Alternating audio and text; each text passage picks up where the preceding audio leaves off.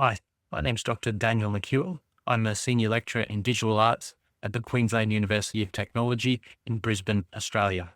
And this is my presentation, Creative Agency and Paralysis, Navigating Attention Economics in Creative Practice Pedagogy. This is a presentation formed out of some contexts, observations, and strategies that I've been evolving over the course of my time teaching the second year Open Studio program at QUT.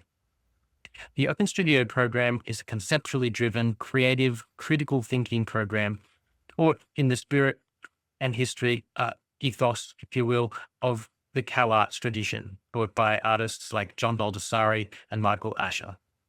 It's a approach to teaching contemporary art practice that is symbiotic, combining art making, art research, and reflection on both in a rhizomatic structure so that students can develop their own rich and, importantly, relevant contemporary art practice. Something that's crucial for me as an educator, but also as an artist who works in the digital domain, is that artists that I teach understand how crucially important but often easy to overlook digital technologies are as an influence in their everyday lives.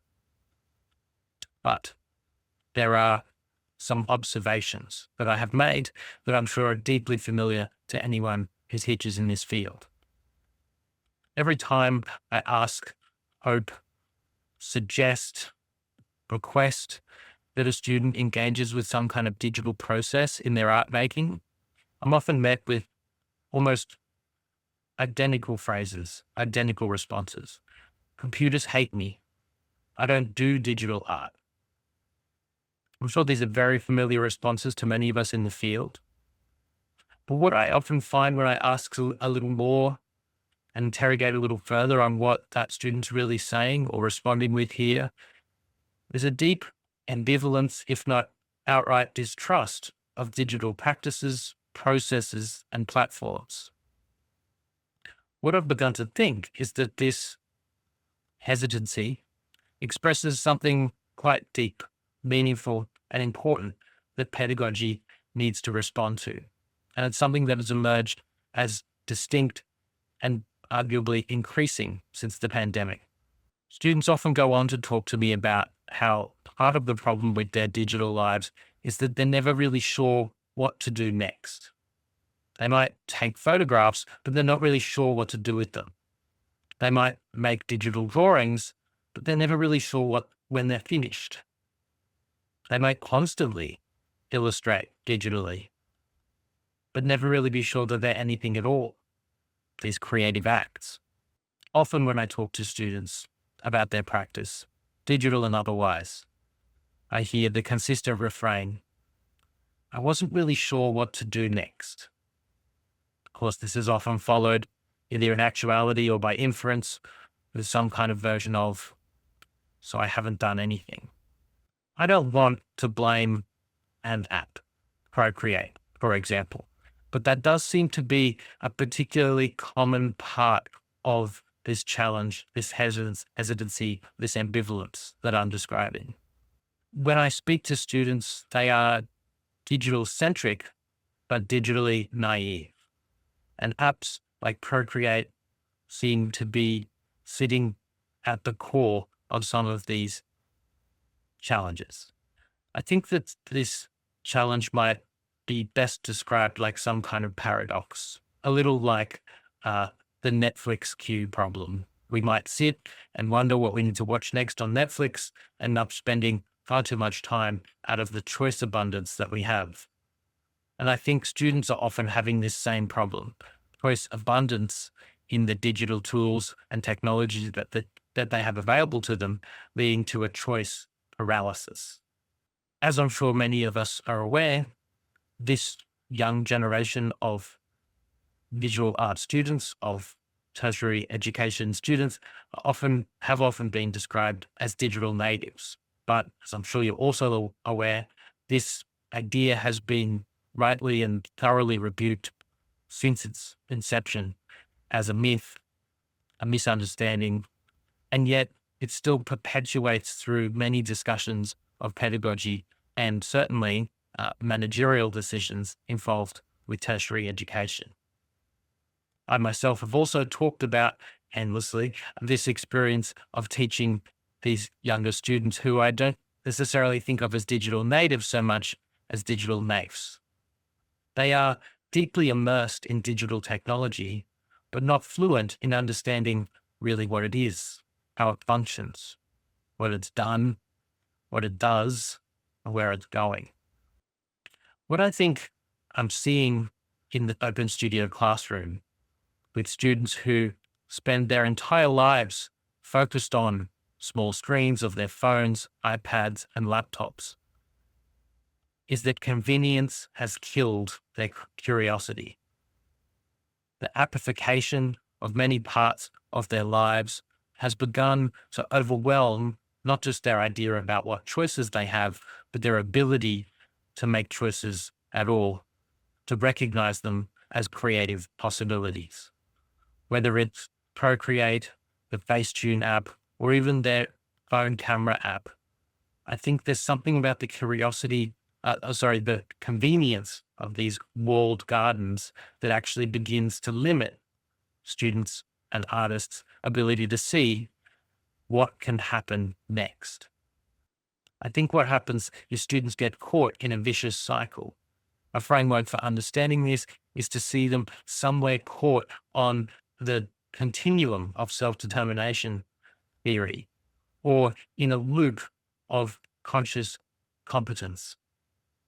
Students recognizing that they need to do something or even want to do something creative, that they have the opportunity to do so, but lack some of the critical skills or even observational skills that might be useful to allow these things to happen.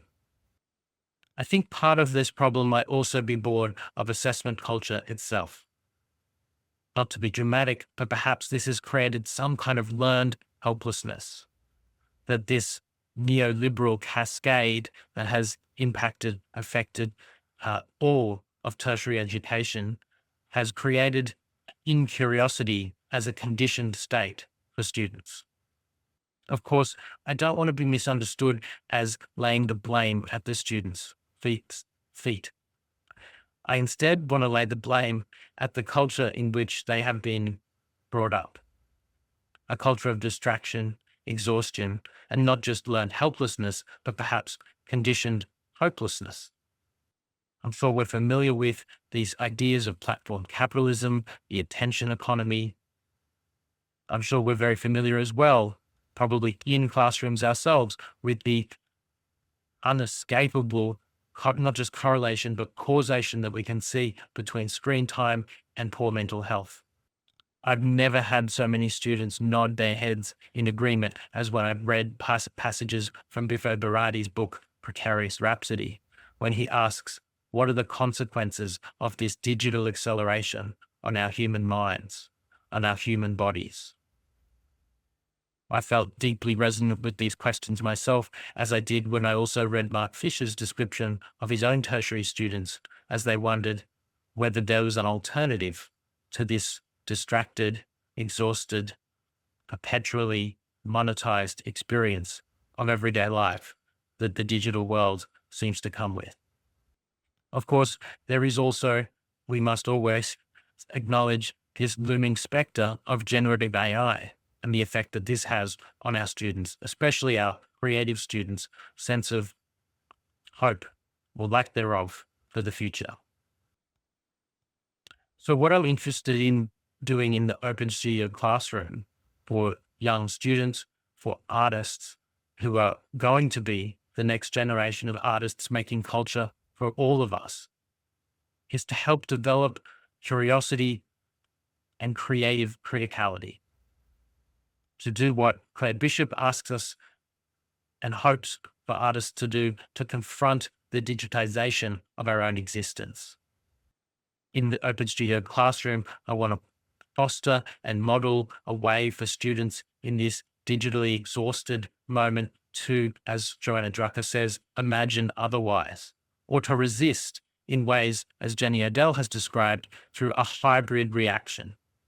To grapple with the digitization of our existence by contemplating as well as participating, and allowing ourselves to believe in another world while we still live in this one. So in the Open Studio, I'm interested in creating conditions for curiosity. This is born and influenced by Jacques Rancière's ideas of intellectual emancipation and of Erica McWilliams' notion of the meddler in the middle. This Socratic method of the Open Studio, in response to the student's constant question, what should I do next as an artist, often responds with, what could you do next? To help model the fact that the answer is often right there and accessible to the student, to the artist, were they only to take an extra moment to recognize its presence. But the way that I want to and have been fostering and creating these conditions for curiosity takes on three very simple forms, none of which are groundbreaking. But together I've started to realize that with slightly different inflections than they've been delivered before, or that I've even delivered them myself, let alone the way they were delivered to me, this kind of conditioning of curiosity could help students to recognize in the digital world, not just something that might be exhausting, but something that might be compelling or even empowering for their creativity instead. The first step, as it always has been, as an educator and as a student artist way back when, was to make a practice map. Now, this tried and true tested technique is on one level incredibly simple, asking students to set out on a rhizomatic kind of map their formal, processual, conceptual, and contextual interests.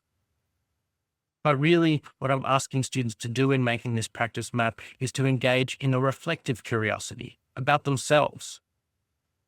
What do you like? What are you interested in? What do you wonder about?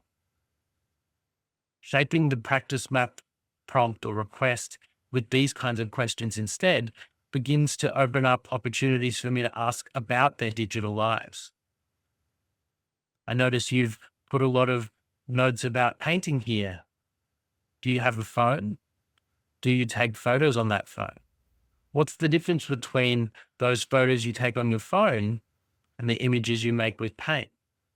Now, these are small, simple, eye-rollingly obvious questions in one sense, but what they do each time I ask them is prompt a student to reconsider what they might have overlooked in the digital domain that is so commonplace to them that they don't see it at all.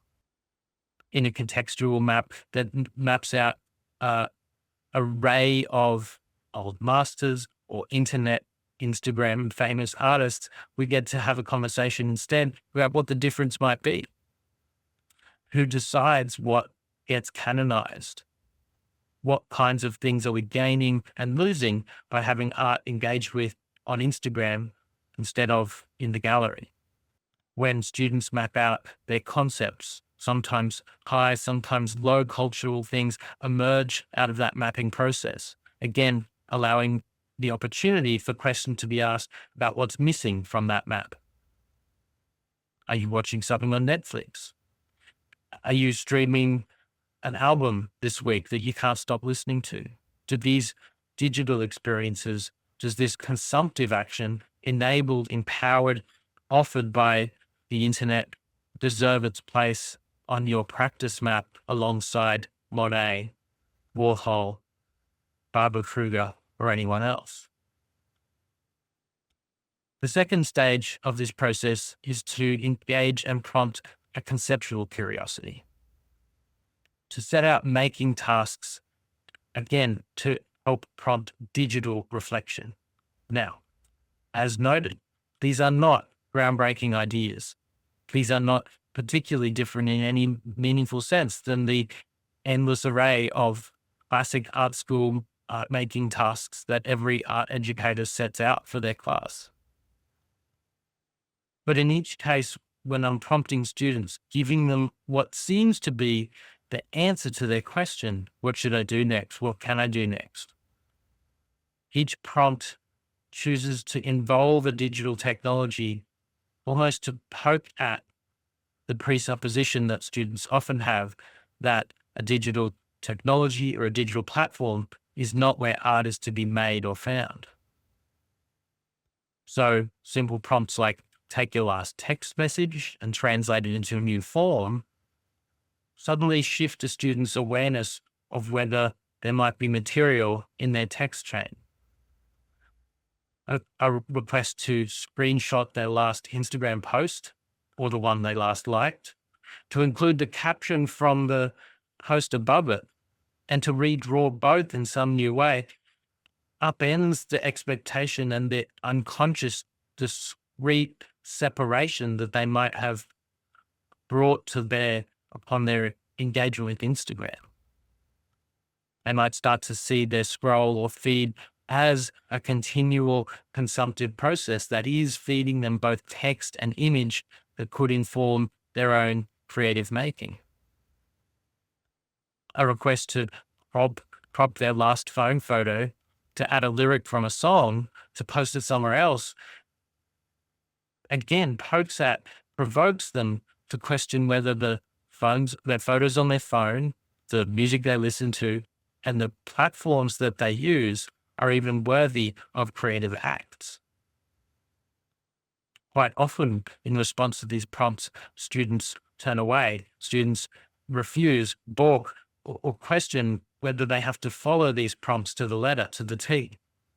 Of course, the answer is always no. But the follow-up question is, why? Why don't you? How come? What's going on there? Why do you think your phone's not an art-making tool? Why is the music you listen to or the platforms you consume not part of your cultural milieu? The third part of this process is the most embarrassingly simple of all of these stages. Essentially, asking a student to print something out. Now, this material curiosity that this is hoping to engender puts some stakes on the table. Photos on their phone, suddenly in their hand. That seems to change students' understanding over time about what they might place value on, where they might place creative value in their sense of self as an artist. This simple question, are you going to print that out? What happens when you print that out? How big will you print that out? What are you going to print it on? How are you going to print it? Opens up a whole range of other realizations as the student starts to engage with the answers to those questions. Now, for many semesters while teaching, I had overlooked just how valuable I was finding and that the students were finding that this simple question was. And at QUT, at time of writing, the printing that our Open Studio students have access to is freely accessible and available meters away from their studio. And so it was surprising to me how often students would put off, sometimes for hours, days, or even weeks, this simple request to take a file and print it out. But what I found is that once they actually did, it opened up whole new worlds of realization that the technical act of printing could instigate a curiosity about what was really going on with their digital lives. This creative digital curiosity could become the antidote to their creative paralysis. Instead of, I don't do computers, what should I do next? I haven't done anything, I'm not sure about this. Students asked to print something out, start seeing their Procreate files as something else, their phone camera rolls as archives, their music listening as potential.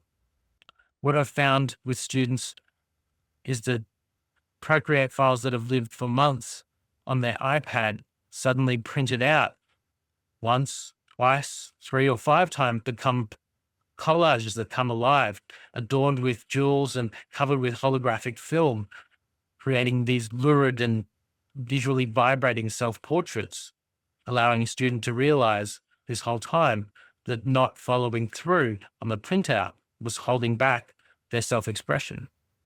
A student taking their phone camera roll printout request very seriously came back with an entire photo book an archive of their banal everyday experiences that in totality made them realize how often they were looking for small moments of beauty in mundanity.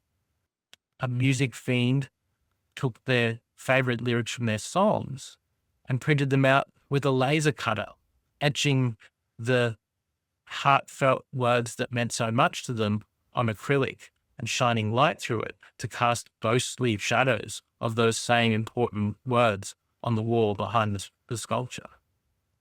Another student took their digicam selfies from their night out and converted them into anthrotypes, creating ghostly apparitions of drunken escapades. Another student took group chats, tons of them, and printed them as wallpapers that extended up large gallery walls, creating at the very top an inability to even understand or remember where the chain, the group joke, the thinking process had started for their friendship group's ongoing communication. Another student finally took their Excel documents that they had laboriously been drawing in for weeks and printed them out at such a scale that they realized they could create alters to their beloved Excel program. This kind of very simple three-stage process of asking for practice maps, not just at the beginning, but throughout a semester, of revisiting and reflecting on these processes, of asking for prompts that in some cases I know students won't follow through on, but that do so in ways that poke at presumptions that need to be reconsidered. And most simple of all, printing out digital images together become an antidote to some of the creative paralysis that we're seeing in the open studio. They give rise to, they foster, they create the conditions for a curiosity that can bloom, that can grow over the top of the walled gardens that apps often try to keep so rigid. And this is the kind of approach that we're finding that students are embracing to start to question larger considerations about the digital centricity of their everyday lives. It's the way to begin in the first and second years of an Open Studio program to foster something akin to a hope. So there is a process of fostering creative curiosity to rekindle an imagining otherwise that could hope for something better. Now, these are small victories to print something out in what could otherwise definitely be thought of as an overwhelming landscape.